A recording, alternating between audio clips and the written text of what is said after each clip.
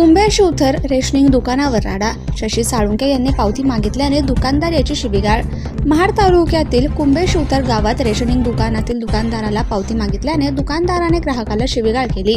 याचा व्हिडिओ समोर आला असून तहसीलदार या दुकानावर कोणती कारवाई करणार याची उत्कंठा सर्वसामान्य नागरिकांना लागली आहे. सर्वसामान्य नागरिकांना बऱ्याच ठिकाणी अशीच वागणूक मिळत असल्याचे निदर्शनास आलंय. रेशनिंग दुकानदार मालक असल्यासारखे वागत असल्याचं देखील अनेक ठिकाणी आढळून आलंय.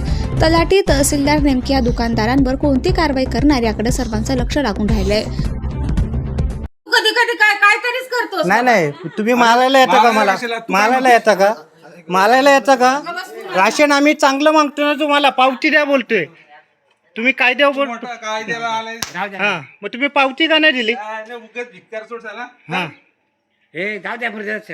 काय झालं रेकॉर्डिंग कर जा आणि जाटोपट माझी जा तू. चालतंय.